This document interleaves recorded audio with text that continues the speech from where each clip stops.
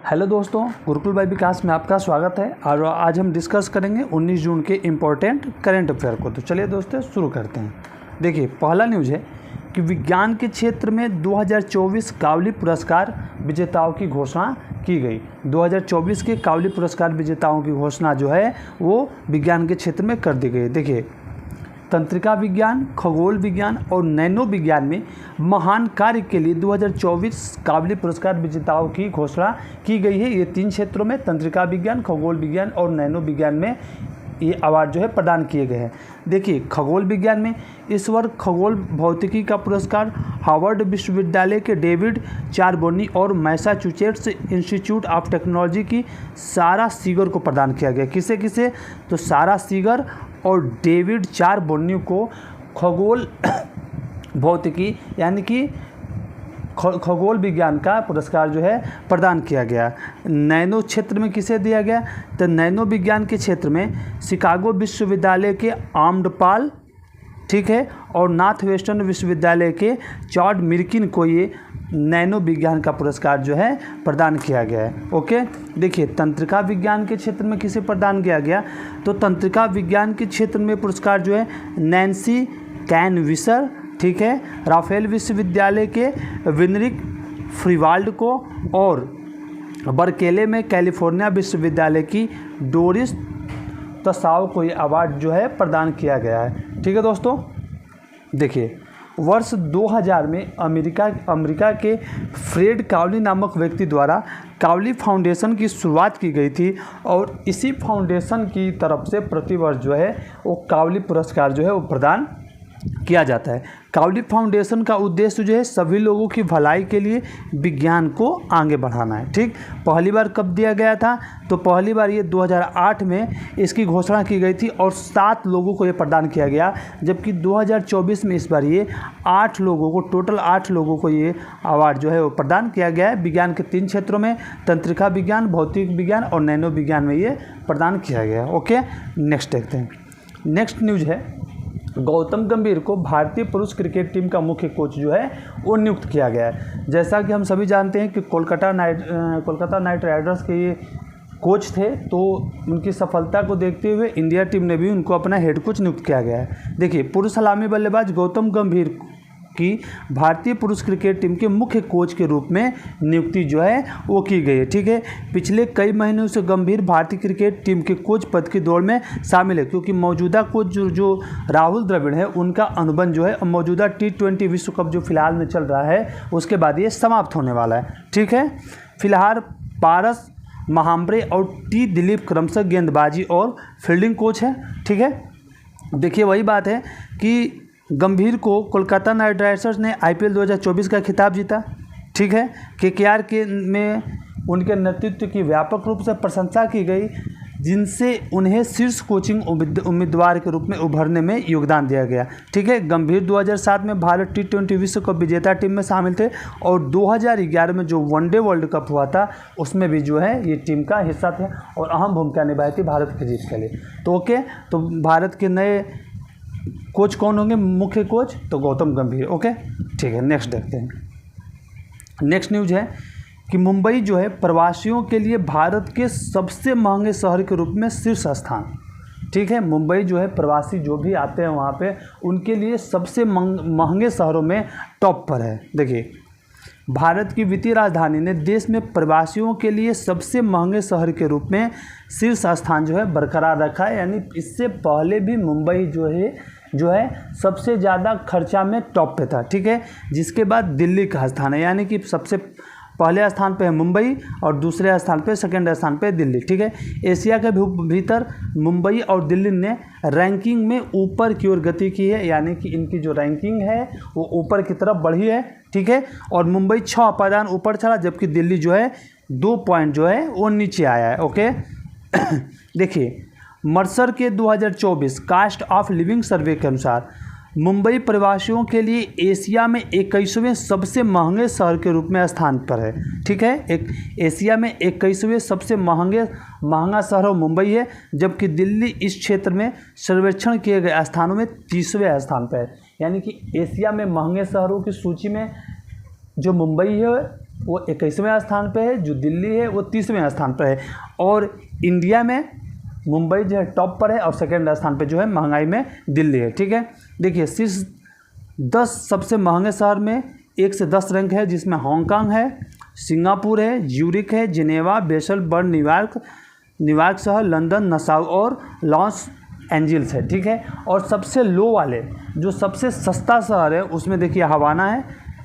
Windhoek है, Durban है, Dushanbe है, ब्लेंटायर, कराची, बिश्केक, इस्लामाबाद, लागोस और अबूजा है। ओके, ठीक है दोस्तों, नेक्स्ट न्यूज़ देखते हैं।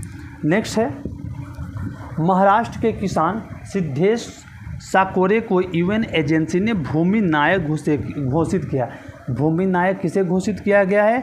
तो सिद्धेश साकोरे को जो है यूएन एजेंसी के द्वारा भूमि नायक जो है घोषित किया गया है। महाराष्ट्र के किसान और एग्रो रेंजर्स के संस्थापक हैं ये। सिद्धेश साकोरे को मरुस्थलीकरण से निपटने के लिए संयुक्त राष्ट्र सम्मेलन द्वारा भूमि नायक घोषित किया गया है। पूछेगा कि उन्हें भूमि नायक क्यों घोषित किया गया, इसका रीजन क्या था? तो मरुस्थलीकरण से निपटने के प्रयास को लेकर संयुक्त राष्ट्र द्वारा उन्हें भूमि नायक जो है वो घोषित किया गया है।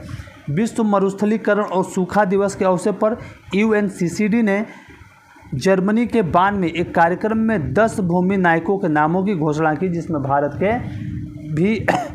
भारत के जो है वो साकोरे का नाम भी उसमें शामिल है। ओके, देखिए अब इसमें भारत के साकोरे के साथ साथ ब्राज़ील के भी कंटेस्टेंट, ब्राज़ील का भी नाम है, कोस्टा रिका का भी नाम है, जर्मनी का नाम है, माली, मोल्दोवा, मोरक्को, फिलीपींस, अमेरिका और जिम्बाब्वे से लोग जो 10 हैं इसमें शामिल है। ठीक है, भूमि नायक की सूची में। ओके, देखिए नेक्स्ट है कि अरुणाचल प्रदेश विधानसभा के अध्यक्ष के रूप में तेमस पोंगटे को चुना गया।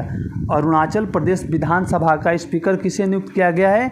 तो तेमस पोंगटे को नियुक्त किया गया है। देखिए भाजपा विधायक हैं तेमस पोंगटे को सर्वसम्मति से अरुणाचल प्रदेश विधानसभा का अध्यक्ष जो है चुना गया है। 49 वर्ष के हैं और जिन्होंने चांगलांग उत्तर निर्वाचन क्षेत्र से विधानसभा चुनाव जीता था। यानी कि जो तेसम पोंगटे हैं उन्होंने कहाँ से अपना चुनाव जीता था? तो चांगलांग निर्वाचन क्षेत्र से इन्होंने अपना चुनाव जीता था। और पिछली विधानसभा में ये डिप्टी स्पीकर का पोस्ट संभाल चुके हैं। पिछले विधानसभा में ये डिप्टी स्पीकर थे, अब इन्हें जो है स्पीकर नियुक्त किया गया है। ठीक है, भाजपा के एक अन्य विधायक कार्दो निग्नोर को डिप्टी स्पीकर नियुक्त किया गया है। ठीक है, अच्छा, पिछली विधानसभा में स्पीकर के पद पर कार्यरत पासंग दोरजी सोना, देखिए पिछली विधानसभा में कौन स्पीकर थे? तो पासंग दोरजी सोना अब शिक्षा, ग्रामीण कार्य, संसदीय मामले, पर्यटन और पुस्तकालय विभाग में इन्हें मंत्री नियुक्त किया गया है। भाई जी मुझे ये नहीं समझ में आ रहा है कि जब ये स्पीकर थे तो इन्होंने मंत्री का पोस्ट क्यों लिया है।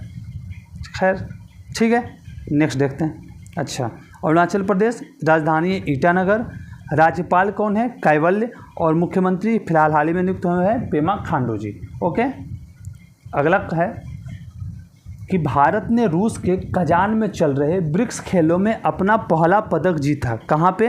रूस के कजान में चल रहे ब्रिक्स खेलों में अपना पहला पदक जीता। भारत ने रूस के कजान में चल रहे ब्रिक्स खेलों में अपना पहला पदक जीता। किसने जीता है? महिला टेबल टेनिस टीम ने कांस्य पदक जीता है। महिला टेबल टेनिस टीम में कौन कौन शामिल थी? पोमयंती बैश्या, मौमिता दत्ता और यशिनी शिवशंकर जो है महिला टेबल टेनिस टीम में शामिल थी।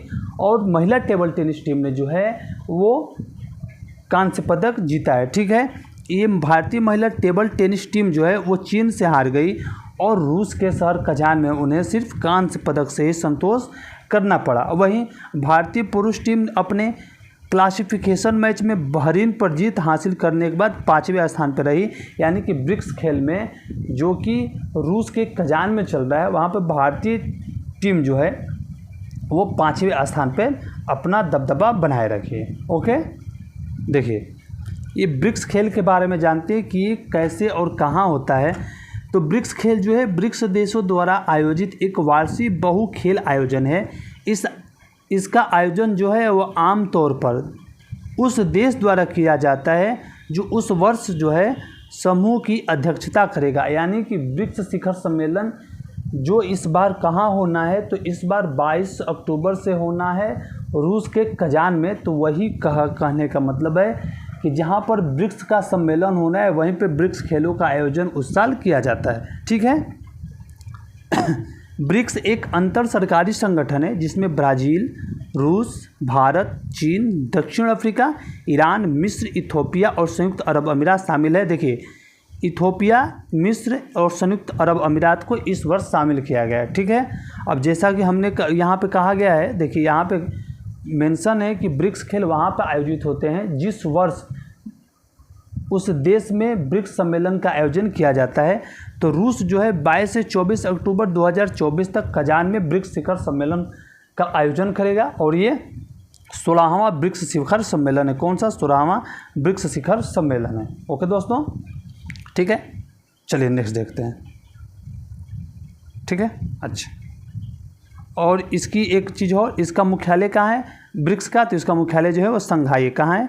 तो इसका मुख्यालय जो है वो संघाई में है। ओके। नेक्स्ट है कि भारत और कंबोडिया के बीच पहली सीधी उड़ान सेवा शुरू हुई है। ठीक है। भारत और कंबोडिया के बीच पहली सीधी उड़ान सेवा जो है वो शुरू कर दी गई है।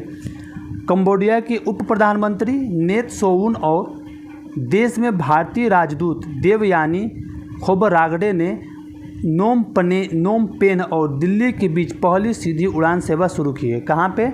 नोम पेन और दिल्ली के बीच जो है वो सीधी उड़ान सेवा शुरू की गई है। ठीक है। दोनों राजधानियों के बीच यह उड़ान कंबोडिया की राष्ट्रीय ध्वजवाहक कंबोडिया अंगकोर एयर द्वारा सप्ताह में 4 बार ये संचालित की जाएगी। ठीक है। उड़ान के उद्घाटन समारोह में भारतीय समुदाय के कई सदस्य भी शामिल हुए, जो न कि केवल पर्यटक के लिए यात्रा को आसान बनाएगा बल्कि ऐसा करने से दोनों देशों के बीच जो है ऐतिहासिक संबंधों को मजबूती प्रदान मिलेगी। ठीक है दोस्तों, तो सीधी सी बात है कि देखिए कंबोडिया और भारत के बीच जो सीधी उड़ान सेवा है वो कहाँ से कहाँ तक शुरू होगी, तो उनके राजधानियों में ये उड़ान सेवा शुरू की गई है। नोम पेन और नई दिल्ली के बीच जो है ये उड़ान सेवा सीधे शुरू की गई है। बस इतना याद रखना है हमें। और इसे राष्ट्रीय ध्वजवाहक कंबोडिया अंगकोर एयर द्वारा सप्ताह में 4 बार संचालित किया जाएगा। ठीक है। यह उड़ान किसके द्वारा संचालित किया जाएगा? तो कंबोडिया की राष्ट्रीय ध्वजवाहक कंबोडिया अंगकोर एयर द्वारा। ठीक है। कंबोडिया अंगकोर एयर द्वारा ये 4 बार संचालित किया जाएगा दिल्ली से नोम पेन तक। ओके। नेक्स्ट है भारतीय वायुसेना की टुकड़ी ने अलास्का के इल्सन एयरफोर्स बेस में आयोजित अभ्यास रेड फ्लैग 2024 में भाग लिया। देखिए, भारतीय वायुसेना IAF की एक टुकड़ी ने संयुक्त राज्य वायुसेना ने के अलास्का के इल्सन एयर फोर्स बेस में आयोजित अभ्यास रेड फ्लैग 2024 में भाग लिया। जो रेड फ्लैग 2024 का आयोजन कहाँ है? अलास्का के इल्सन में इसका आयोजन जो है वो किया गया है। और यह जो है एक्स रेड फ्लैग 2024 का दूसरा संस्करण है। यह एक उन्नत युद्ध प्रशिक्षण अभ्यास है। ठीक है। यह एक उन्नत हवाई युद्ध प्रशिक्षण अभ्यास है जिसे अमेरिकी वायुसेना द्वारा वर्ष में 4 बार आयोजित किया जाता है। यानी कि रेड फ्लैग 2024 जो रेड फ्लैग अभ्यास जो है ये अमेरिकी सेना द्वारा, अमेरिकी एयरफोर्स द्वारा प्रतिवर्ष 4 बार इसका आयोजन किया जाता है। ठीक है। इस अभ्यास में भारतीय वायुसेना के साथ साथ republic of Singapore air force, United Kingdom की royals air force, royals Netherland air force, German Luftwaffe और अमेरिकी वायुसेना ने भाग लिया है। ठीक है। भारतीय वायुसेना की टुकड़ी ने राफेल विमान और कर्मियों के साथ भाग लिया। यानी कि यह पहला मौका है जब इस अभियान में, जब इस अभ्यास में जो है राफेल विमान को निमंत्रित उसमें किया गया है, या राफेल विमान जो है एक्स रेड फ्लैग में भाग लिया हुआ है। ठीक है। नेक्स्ट, स्मृति मंधाना वनडे में 7000 अंतर्राष्ट्रीय रन बनाने वाली दूसरी भारतीय महिला बनी है। कौन बनी है 7000 अंतर्राष्ट्रीय रन बनाने वाली? स्मृति मंधाना। देखिए, भारत की सलामी बल्लेबाज स्मृति मंधाना ने बेंगलुरु के एम चिन्ना स्वामी स्टेडियम में दक्षिण अफ्रीका के खिलाफ, देखिए किसके खिलाफ? तो दक्षिण अफ्रीका के खिलाफ पहले वनडे में 7000 रन का आंकड़ा पूरा करने वाली दूसरी बल्लेबाज बन गई है। ठीक है, मंधाना की इस उपलब्धि ने उन्हें कुलीन वर्ग में शामिल कर लिया, जिससे वह सभी प्रारूपों को मिलाकर 7000 रन बनाने वाली दूसरी महिला बन गई है। और इससे पहले स्थान पे कौन है? तो पहले स्थान पे कप्तान मिताली राज, जिन्होंने अपने शानदार करियर में 10,868 रन बनाए हैं। ठीक है, पहले स्थान पे कौन है? इसमें मिताली राज है, जिन्होंने 10,868 रन बनाए हैं। और स्मृति मंधाना के कितने रन है? टोटल 7000 रन है दक्षिण अफ्रीका के खिलाफ खेलते हुए, जो दूसरे स्थान पे। ठीक है, अब देखिए मंधाना के बाद मौजूद कप्तान हरमनप्रीत कौर, जिन्होंने 6,870 रन बनाए हैं, यानी कि टॉप पर कौन है? मिताली राज, स्मृति मंधाना, और तीसरे स्थान पर कप्तान हरमनप्रीत कौर। ओके, तो ठीक है दोस्तों, आज के लिए इतना है। जो भी इम्पोर्टेंट करंट थे सब हमने डिस्कस किया, डिटेल में उसका डिस्कशन भी हुआ। सो प्लीज़ आपसे रिक्वेस्ट है कि अगर आपको हमारा ये सेशन पसंद आया हो तो प्लीज़ आप हमारे यूट्यूब चैनल गुरुकुल बाय विकास को लाइक करें, शेयर करें और कमेंट करें। ठीक है दोस्तों, मिलते हैं नेक्स्ट सेशन में। तब तक के लिए आप सबका बहुत बहुत धन्यवाद।